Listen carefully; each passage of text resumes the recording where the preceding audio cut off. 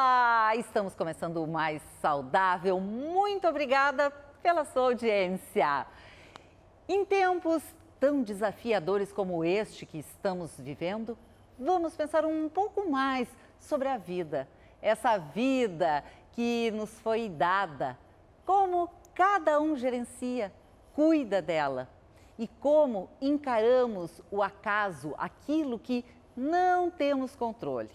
A pandemia, por exemplo, é o incontrolável, mudou a vida de todo mundo e cada um está lidando do seu jeito com as suas ferramentas emocionais. E hoje nós vamos falar sobre o medo. Você tem medo de quê? A nutricionista Débora Vargas, no final do programa, ela vai estar mostrando uma receita bem gostosa e nutritiva, é claro, e também fácil de preparar. Mas agora ela conta pra gente a sua história. Um acidente grave que, por um lado, reforçou algumas crenças e, por outro, foi o impulso para encarar novos desafios. Oi, Débora! Tudo bem, Débora? Tudo bom, Laura? Prazer tê-la aqui. Por estar mais uma vez aqui. Obrigada também. Conta pra gente, rapidamente, essa história que também teve uma transformação na tua vida. Então, eu sofri um acidente em 2018 no Chile, causado por outra pessoa. Nós estávamos de carro, já pegando a balsa para voltar à cidade onde nós estávamos hospedados.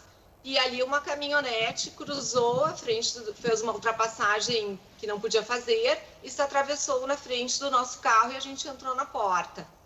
E nesse acidente eu tive ruptura total do pulso e fraturei clavícula e depois descobri que o cinto de segurança empurrou o meu intestino contra a coluna e eu tive uma perfuração interna no jejuno.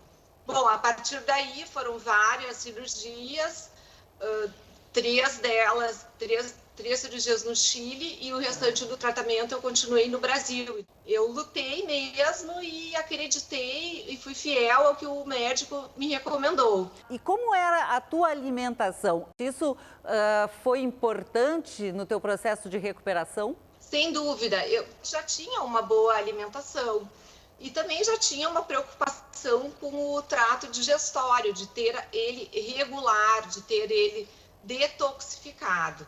Mas essa experiência traumática que eu tive fez eu enxergar com olhos mais apurados ainda o quanto é importante a nossa saúde intestinal estar em dia.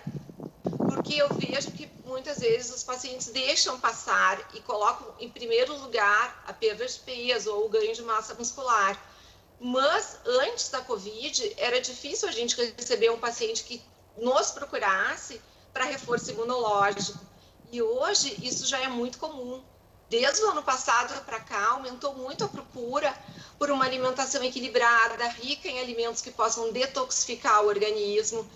E eu trago na minha bagagem uma experiência própria, uma vivência que eu tive e do qual pude comprovar mais ainda do quanto é eficiente o nosso trato intestinal sadio. O que essa experiência, então, proporcionou para a Débora hoje? Bom, proporcionou que eu não me acomodasse e que eu estudasse mais ainda o que na faculdade a gente já faz, que é estudar todo o trato digestório. Então, em 2020, antes da pandemia, eu fui para a Espanha e fiz uma atualização junto à Sociedade Espanhola de Microbiota. Então, eu tive acesso aos trabalhos apresentados pelos próprios pesquisadores, o que para mim foi super importante trazer todos esses estudos atualizados. E quando eu entrei no Brasil dia 1º de março, deu 15 dias e entrou o lockdown. Eu, no início, fiquei um tanto quanto paralisada, mas pensei, com tudo isso que eu trouxe, eu preciso dar uma virada, dar uma guinada. E aí eu comecei a desenvolver, então, as receitas do Saúde no Prato, que é um guia da saúde intestinal. Nós vamos continuar falando sobre isso, sobre a importância da alimentação, o poder da alimentação para o nosso intestino e para a nossa saúde como um todo. Lá no segundo bloco. Agora, antes, eu quero só te fazer uma outra pergunta. Depois de toda essa experiência, desse acidente que tu já sofreste, tu tens medo do quê? Eu tenho muito medo na estrada. Quando vem o barulho de um caminhão ou o barulho de um carro muito grande, eu sempre me assusto. Nós voltamos a conversar no segundo bloco, combinado? Combinado. Até Obrigada. lá, então. E você, tem medo de quê? Qual é o meu maior medo? Eu acredito que seja o fracasso. Só de pensar que algo pode acontecer diferente do planejado, eu já me assusto e já nem quero mais tentar. Eu tenho medo de vento forte. Tenho medo de barata. E tenho medo de ficar sem moeda. E também tenho medo do coronavírus que não passa muito. Eu tenho medo de ficar doente, então eu já há bastante tempo cuido da alimentação, procuro me informar a respeito, já cortei grande parte de produtos industrializados. A minha maior dificuldade é o açúcar, mas mesmo assim eu sei do mal que ele faz, então procuro alternativas. Ficar na floresta sozinha sem a vovó. Meu maior medo é ver qualquer pessoa que eu amo numa situação difícil.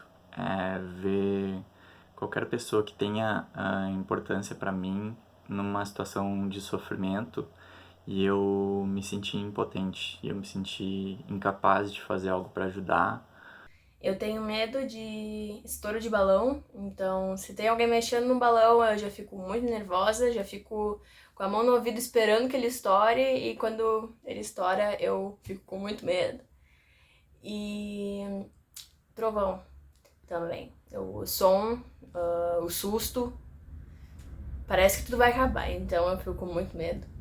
Eu tenho medo da pandemia não terminar. Por que sentimos e como encaramos o medo? Esse é o assunto do nosso quadro Espaço Saúde.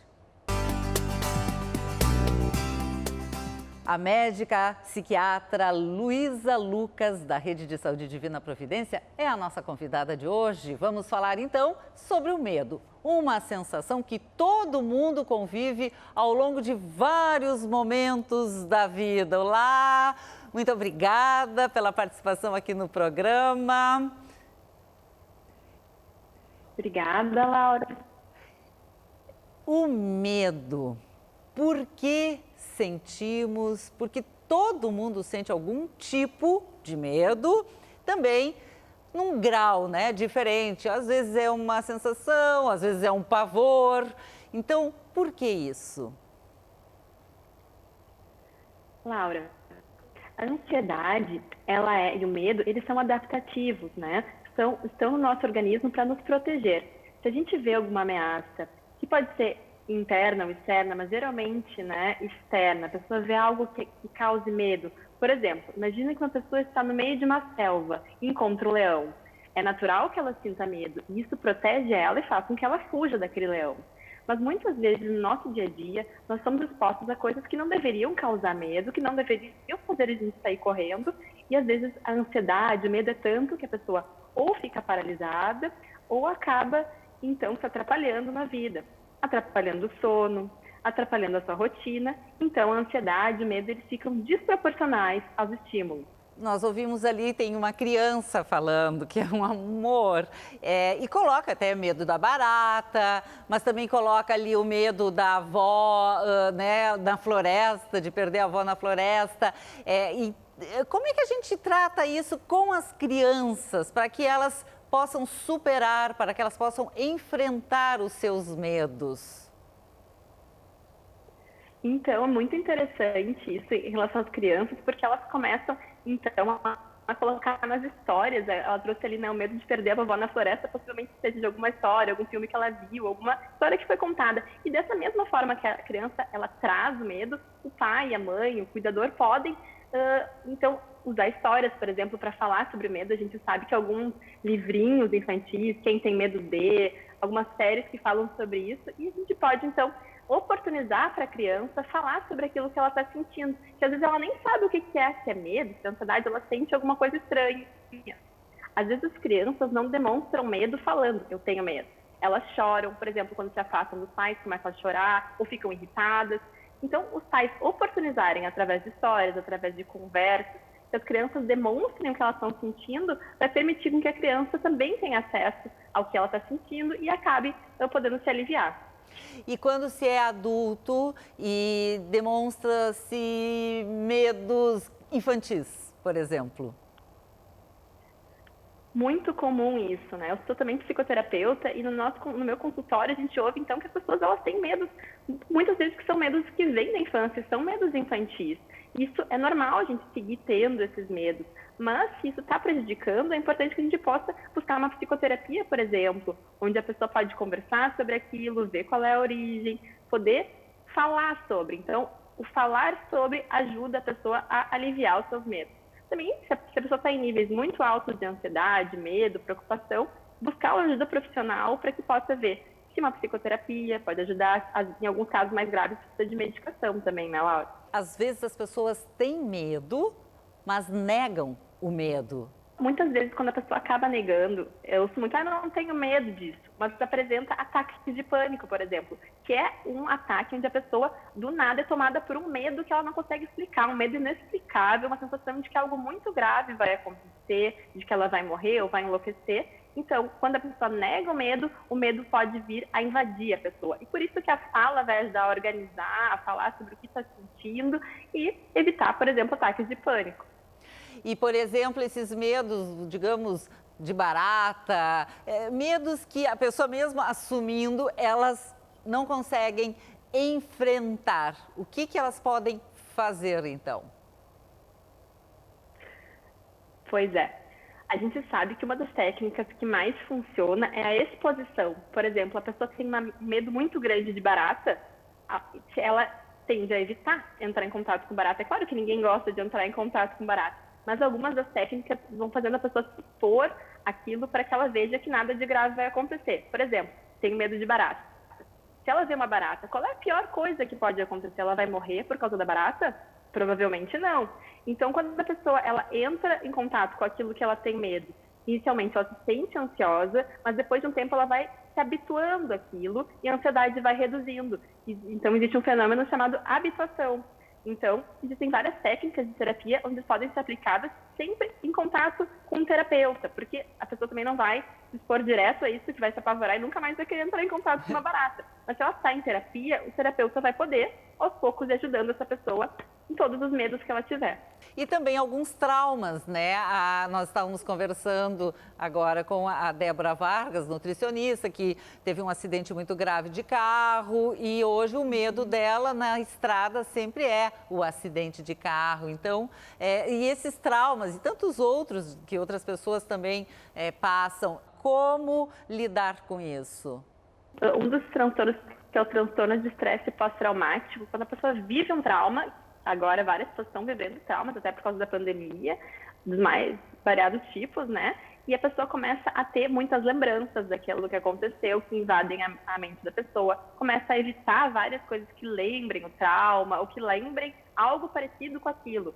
Isso acaba prejudicando bastante a vida da pessoa. Então, a psicoterapia é o mais indicado quando a pessoa passa por isso, com algum terapeuta especializado, porque se a pessoa conversa com um amigo, por exemplo, né, porque a psicoterapia é conversa, mas é uma conversa especializada. Se ela conversa com um amigo, às vezes o amigo só vai ouvir, não vai poder ajudar muito, vai dizer, mas isso já aconteceu comigo, enfim, então não ajuda tanto, precisa ser mesmo na psicoterapia. Muitíssimo obrigada pela sua entrevista. Tchau, tchau. Tchau. Bom, e agora nós vamos fazer um rápido intervalo e já voltamos.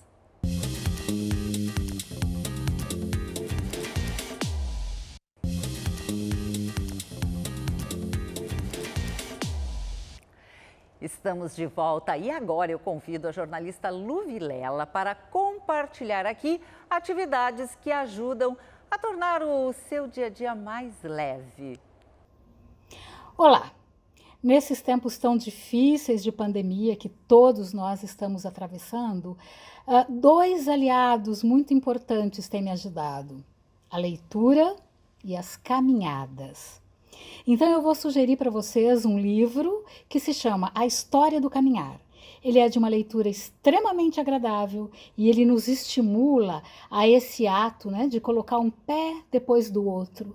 Então, caminhar, conforme a autora coloca, é um ato simples, mas de extrema importância, que coloca num estado de alinhamento o nosso corpo, a nossa mente e o próprio mundo.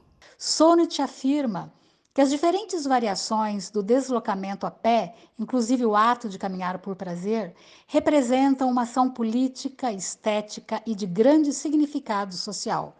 Para isso, foca os caminhantes mais significativos da história e da narrativa, cujos atos extremos e cotidianos deram forma à nossa cultura. Filósofos, poetas, montanhistas. Para a autora, existe uma clara relação entre o caminhar e o pensamento. Caminhar, diz Sonnett, é o ato no qual nós entramos em contato com o nosso mundo interno e externo. Eu espero que vocês leiam esse livro e que se coloquem a caminhar sempre que puder. Ótima dica, Lu! Muito obrigada! Uma boa leitura, uma caminhada ou corrida são libertadores. Quem nunca experimentou, que tal começar agora? Pode ter certeza que depois de pegar gosto por essas práticas, boas ideias brotam na nossa cabeça e a vida se torna mais colorida, intensa, é tudo de bom.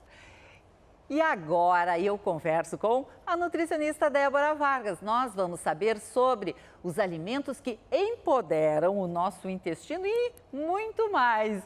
Débora, tudo bom? A Débora que já estava comigo no primeiro bloco, já falamos ainda sobre a importância de uma boa alimentação para o bom funcionamento do nosso intestino. Se fala tanto hoje em microbiota intestinal. Eu gostaria que tu começasse explicando, falando sobre isso. O que significa? Bom, cada indivíduo tem uma microbiota diferente, é como se fosse um DNA. O equilíbrio entre as bactérias boas e as bactérias ruins é que determina uma flora intestinal saudável. Então, através da alimentação, nós nutrimos essas bactérias boas intestinais com os alimentos que são ricos em prebióticos. Os prebióticos, eles estão nas frutas, nas verduras e nos alimentos ricos em FOS, que é um fruto-oligosacarídeo. Então, ele é derivado do carboidrato e é um carboidrato não digerível. Em contrapartida, as bactérias ruins do nosso intestino, elas se nutrem desses alimentos que não são saudáveis. Gordura saturada, fast food em excesso, de certa forma, eu estou alimentando ou fazendo com que haja um desequilíbrio entre as bactérias boas e ruins. Então, a flora intestinal saudável, ela tem um correto equilíbrio. Só que eu posso ter um pensamento simplista de que posso, então, tomar lactobacilos probióticos para melhorar a minha flora intestinal. Mas esse fornecimento, ele deve ser diário e sistemático. Então, por isso que eu também preciso de uma alimentação saudável para contribuir para o bom equilíbrio. E eu preciso começar pelo consumo dos alimentos prebióticos, para depois chegar nos probióticos. E como eu vou saber que a minha flora intestinal está neste equilíbrio com bactérias boas e bactérias que não são as bactérias boas?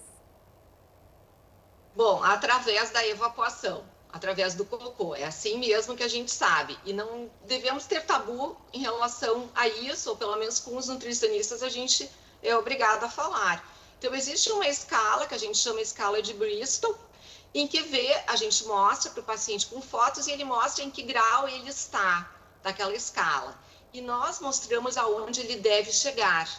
E existem poderosos alimentos, por exemplo, as frutas, são ricas em ácidos orgânicos. Os ácidos orgânicos são poderosos em regular a flora intestinal, mas funcionam como prebióticos. Então, em qualquer tratamento que vise aumento da imunidade, por exemplo, eu vou começar tratando o intestino do paciente, para que ele possa absorver tudo do melhor que eu estou fornecendo.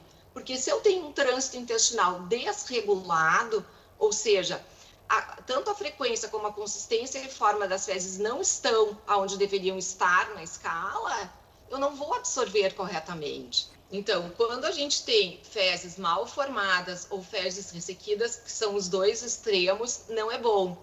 Só que chegar até o ideal é um processo. E não envolve apenas consumir fibras, envolve também beber água e praticar atividade física. Porque o movimento da mudança de posição, de postura, que nem a gente costuma dizer, é o que também vai estimular o trânsito intestinal. Então, se eu durmo, né, deitado, acordo, já sento para tomar café, depois já sento no home office e praticamente não me movimento. Não tem dieta rica em fibras que faça esse intestino funcionar se ele já é preguiçoso, porque tem a questão hereditária também. Tem toda uma investigação de quais são as prioridades para cada paciente. Tem alguns que precisam se movimentar mais, tem outros que precisam ingerir mais fibras, tem outros que precisam ingerir mais alimentos prebióticos e tem outros que precisam repor as bactérias intestinais. Então, isso é um tratamento. Dentro desse teu e-book, várias receitas, todas voltadas justamente para esse bom funcionamento do nosso intestino. Algumas que sejam fáceis, com alguns ingredientes do nosso dia a dia. Tu podes compartilhar aqui conosco? Sim, vou compartilhar o cannelloni de couve, que é uma receita que a couve foi a queridinha por muito tempo, que ainda é, em função do suco verde. Então, eu vi que também muitas vezes satura e fica monótono o paciente usar só na forma de suco. Então, eu criei o cannelloni de couve e que o recheio é frango cozido, desfiado, com os temperos ricos em antioxidantes e polifenóis, como a páprica doce, a cenoura, que tem vitamina A e beta-caroteno e fibras. E esse cannelloni, ele é enrolado e vai ao forno por pouco tempo. Então, dessa forma, ele não tem contato com a água e não tem perda dos nutrientes. Acompanha brócolis com nozes, arroz integral e manga fatiada. Porque os nutrientes que reforçam o nosso sistema imunológico são as vitaminas e minerais. Então, desenvolver receitas que preservem as vitaminas e minerais dos alimentos foi uma preocupação, ou seja, não ficar muito tempo em cozimento, buscar alimentos que associados possam potencializar a ação do outro, como é o caso da provitamina A que está na cenoura e a vitamina A que está na manga. Ela precisa de gordura para ser corretamente absorvida, então por isso que nessa receita eu coloquei nozes. É tão importante todas essas combinações. Por isso, profissionais da área da nutrição para nos ensinar. Muitíssimo obrigada pela tua participação aqui no programa. Obrigada, Laura. Então, agora, vamos para a receita da Débora. Hoje eu vou fazer para vocês um cardápio rico em fibras. A couve eu colhi da horta. Ela vai ser recheada com peito de frango grelhado na cebola, bem picadinha, na cenoura crua ralada, com páprica doce e leite de coco. Eu vou fazer um cannelloni, vou assar no forno e vai acompanhar tiras de manga, brócolis com a técnica de branqueamento e arroz integral. Vamos fazer o peito de frango com uma colherinha de chá de azeite de oliva extra virgem. Aqui eu vou colocar a cebola para refogar até ela ficar bem dourada. Enquanto a cebola reduz, eu já vou colocar o brócolis numa panela com água, com uma peneira submersa. E nessa água é que eu vou cozinhar o brócolis. E na água foi adicionado bicarbonato de sódio para intensificar a cor verde do brócolis. Aqui vai ficar 2 minutinhos. Aqui eu tenho a manga. A manga eu faço um corte em tiras e já deixo preparado no prato onde eu vou montar o cardápio. Aqui eu já deixo. Eu já vou acrescentar então os cubos de peito de frango. ficarem bem douradinhos. Vou acrescentar o leite de coco, meia garrafinha.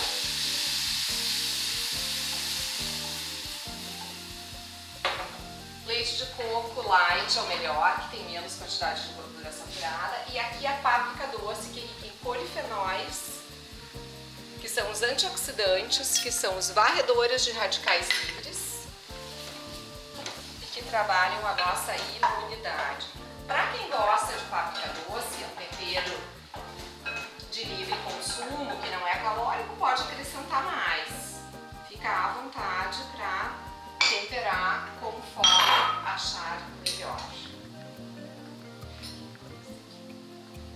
No final é que eu acrescento a cebola. Vou ralar. Agora eu vou colocar o sal. É uma colherinha de café de sal por pessoa. Essa aqui é uma porção farta para uma pessoa. E está pronto o nosso frango. O nosso brócolis também já está pronto. Eu vou desligar, retiro a peneira,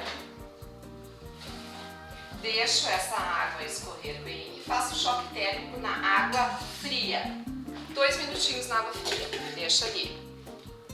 Deixa ele na água fria para intensificar a cor. Então aqui eu tenho já o frango desfiado, misturado com a cenoura crua ralada. Vou colocar na couve e aqui eu vou inverter e vou apertar, enrolando, imaginando como se fosse uma massinha, só que é uma couve. E assim eu tenho um canelone de couve. Vou colocar no prato refratário e vai ao forno por 20 minutinhos, até a couve ficar crocante. Aqui, olha o forninho a lenha. E em 20 minutinhos está pronto.